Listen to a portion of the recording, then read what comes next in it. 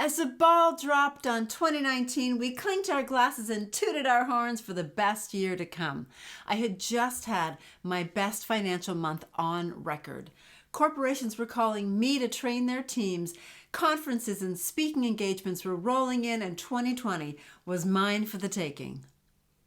2 days later, however, was the start of what was to be the worst year on record.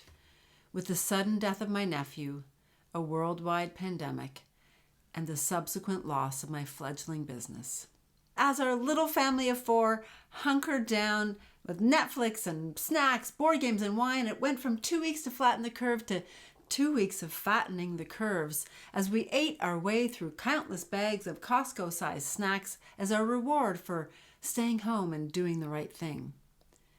But prolonged isolation began to take its toll. Technology was supposed to bridge that gap, but this new virtual world just wasn't cutting it. Life was miserable. Have you ever attended a virtual laughing yoga class? Jen, you're on mute. Sure, Zoom helped us connect, work, and school, but we were more disconnected than ever. In fact, we all became zoomed out, distracted, and exhausted, despite having more time and doing less than we ever had before. Now, this shouldn't have been a surprise, by the way. We are social creatures by nature. It's in our DNA. And it kind of showed up like a scene from Jurassic Park. Humans, they're traveling in herds. They do move in herds. This is not new, people. We knew this. Humans thrive in community. Parallel isolation is the farthest thing from community.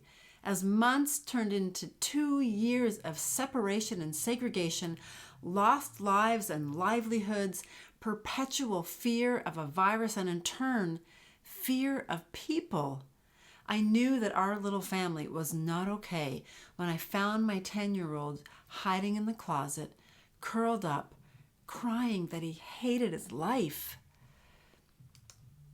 I used to believe that physical health trumped emotional health, but I've since learned that it's our emotional health that determines our physical well-being. The great anthropologist Margaret Mead said the first sign of civilization wasn't tools. It was a thigh bone that had been broken and healed. Civilized cultures don't leave people to die alone. How had we become so uncivilized? Our greatest asset to survival is being alongside other humans. By our very nature, we are stronger together, not apart. I knew that we needed to change our mindset or risk being mentally captive like a 15,000-pound elephant that doesn't even know it can break free from a 5-pound chain around its ankle.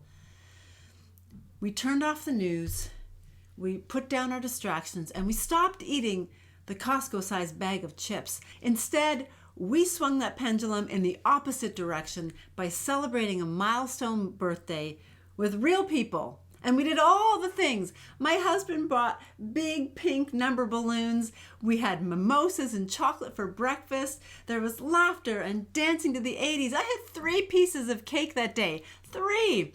But the best part of it all was the face-to-face, sacred human connection from being with people that I love and that love me. I felt so utterly joyful, so celebrated that my spirit was stratospheric for weeks. I learned that my real connections are a powerful ignition for healing and wholeness. Our relationships with our families, spouses, children, friends, neighbors, baristas, local chocolatiers weave together the fabric of our very survival. Simply, it's our human connection that makes us whole and vibrant, and that's worth protecting and celebrating.